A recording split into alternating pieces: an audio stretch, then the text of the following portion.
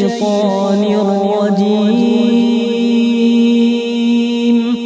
Nah, Ana nih kan Ustadz sebagai istri. Jadi Ana mau bertanya Ustadz tentang masalah dalam keluarga Ana nih Ustadz.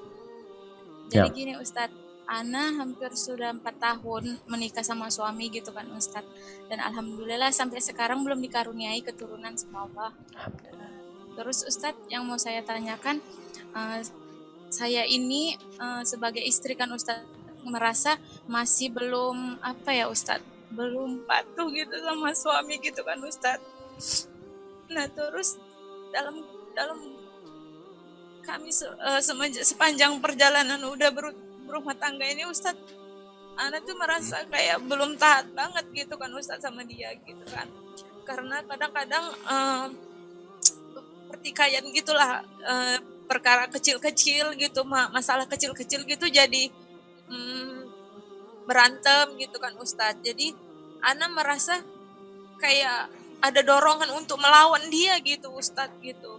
Jadi Ana merasa kayaknya nggak patuh gitu. Jadi Ana sering hampir mau pisah juga Ustadz gitu. Sementara Alhamdulillah memang kami sama-sama sudah mengenal sunnah gitu Ustadz. Terkadang Ana nggak keenakan sama tetangga gitu, karena kalau dengan kami yang udah mengenal sunnah gini sering ribut gitu.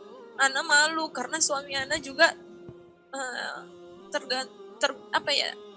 tergolong udah gimana, pakaiannya juga udah sunnah gitu kan Ustadz, rajin sholat ke masjid gitu lah ya kan Ustadz. Tapi dia suka marah gitu Ustadz sama Ana gitu. Ana juga kadang ngerasa kok aku gini ya gitu, aku tuh pengennya yang bener nikahnya tuh yang seharusnya kan kalau kita udah kenal sunnah gitu Ustadz, suami itu juga nggak mau marah-marah lagi gitu kan Ustadz.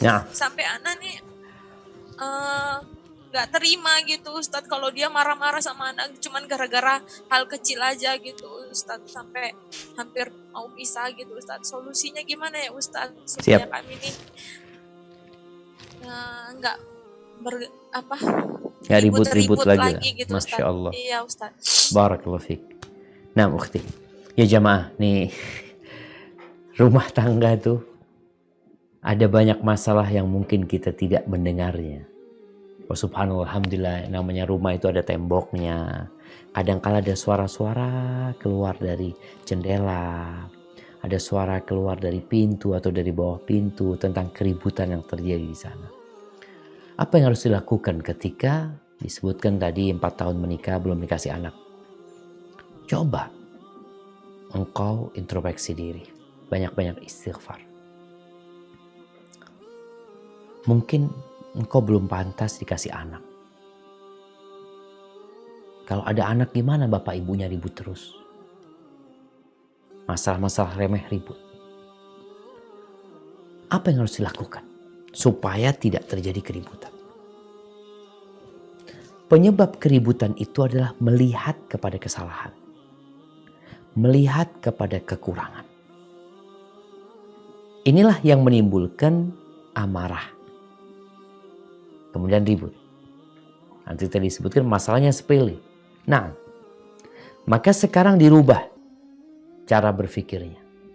Apa yang dilihat dari pasangan hidupmu, lihatlah kepada kelebihan dia.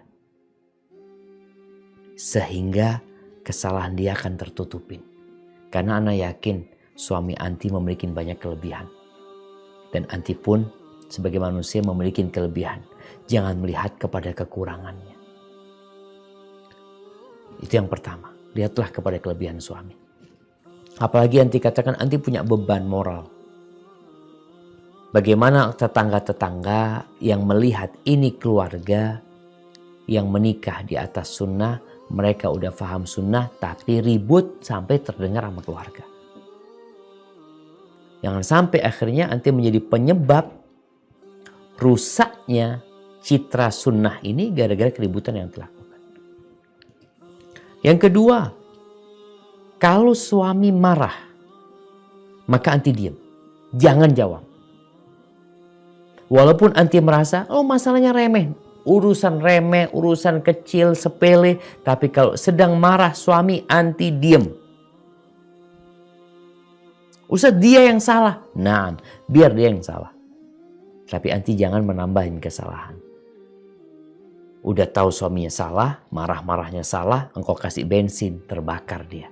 Biarin dia. Karena subhanallah jamaah, kita tahu yang namanya api. Api itu membakar. Ketika engkau melihat api yang membakar, lalu engkau lempari kayu, engkau lemparin kayu lagi, dia akan semakin terbakar. Tapi ketika kayunya itu dibiarkan habis, lama-kelamaan dia mati sendiri. Maka posisi anti sekarang, mulai saat ini udah tahu nih sama karakter suami, udah tahu suami suka marah-marah, kalau marah anti diem. Yang ketiga, cari tahu apa yang menyebabkan suami marah. Nanti udah 4 tahun, insya Allah udah bisa bikin list. Suami marah karena 1, 2, 3, 4, 5, 6, 7, 8, 9, 10. Tapi anti udah tahu, anti kan ingin jadi istri yang soleha.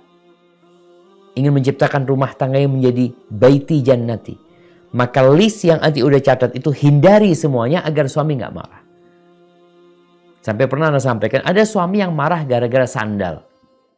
Ada yang gara-gara topi. Mau ke masjid topinya, kopiahnya kemana gak ada.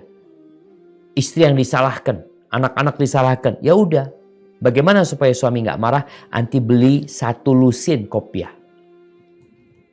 Ketika suami mau berangkat ke masjid, mana kopiah? Tenang bang, bukain yang baru. Tafadhol bang, abang tambah ganteng kalau pakai yang baru. Insya Allah, pakai dia berangkat. Artinya ternyata masalahnya ini. Masalahnya di makanan. Kalau sudah tahu masalahnya di makanan, jangan pernah makanan itu telat. Usah telat gara-gara ini, nggak ada alasan. Anti berusaha untuk memperbaiki. Karena yang bertanya anti, maka Anda memberi nasihat kepada anti. Dan ketika anti merasa marah sama suami, mungkin suami melakukan sebuah tindakan yang membuat anti marah, apa yang harus anti lakukan? Diam. Idza ghadiba ahadukum falyasut. Kalau sedang marah, diam. Kalau dalam kondisi anti berdiri, anti duduk. Dalam kondisi anti duduk marah, rebahan. Ketika ngelihat sudah dilakukan itu tapi masih marah, anti ambil uduk, nggak apa-apa. Jadi berusaha untuk menjadi pihak yang mendinginkan di rumah tersebut. Sambil ngobrol sama suami, ya duduk sama suami, minta nasihat sama suami. Tetap engkau taruh suamimu di posisi sebagai pemimpin. Dia pemimpin di rumahmu. Tugasmu sami'na wa ata'na. Kalau dipanggil suami jangan pernah mengatakan tunggu. Tapi tinggalkan pekerjaanmu demi untuk datang menjemput panggilan suami. Hada wallahu a'lam bissawab.